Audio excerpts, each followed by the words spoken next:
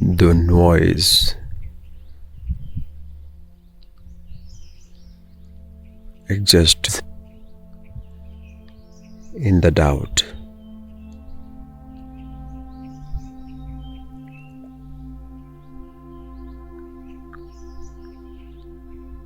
The suspicion arises in the depth of turbulent mind. A calculative mind is praised, while a still mind is not given that importance it deserves.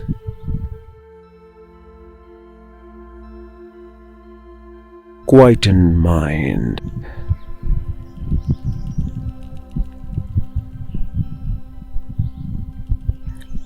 absorbs everything,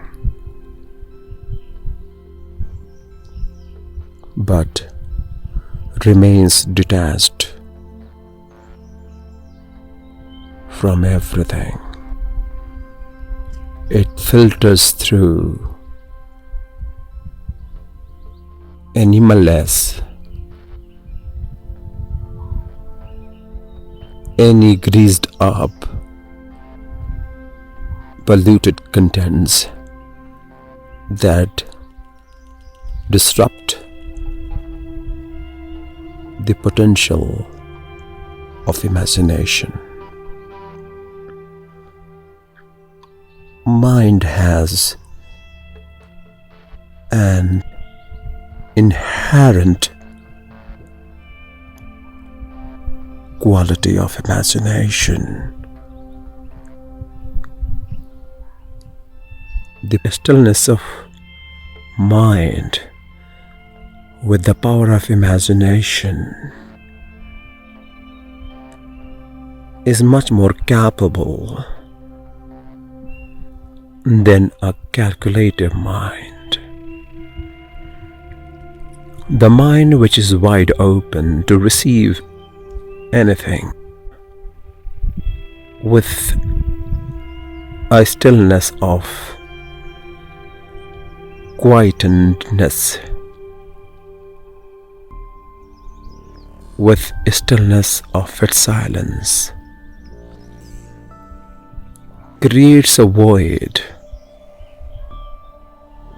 between what is and what could be. The what could be is as significant as what is, because if what is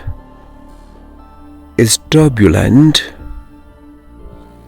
does not find peace as it is in what is, then what could be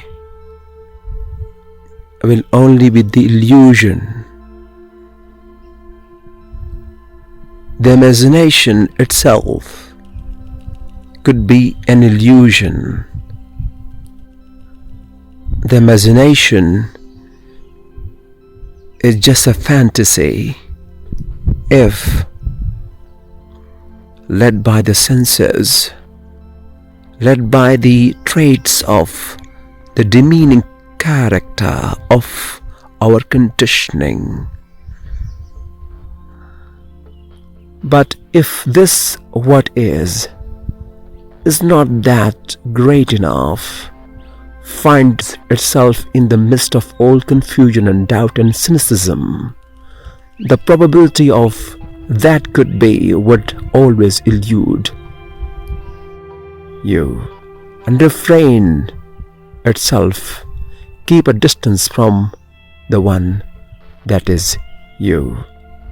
So if there is any probability of greatness in what could be, then what is at this moment must be congruent with stillness of your being right now as the way it is, without any questioning at all.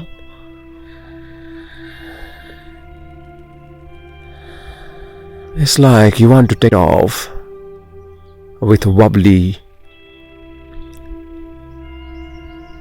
runway. The runway is wobbling right now and you want to take off. Is it possible?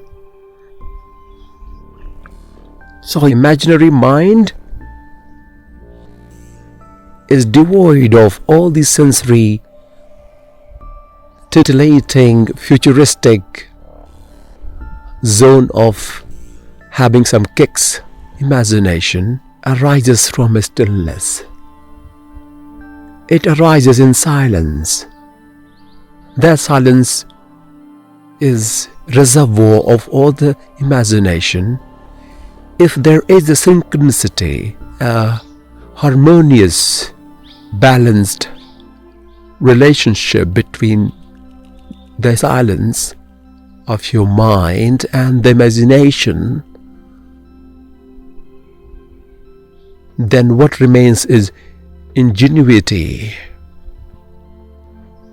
Even if something is not there, it could be created. And that is a reservoir of all great possibilities which happen right where we are now.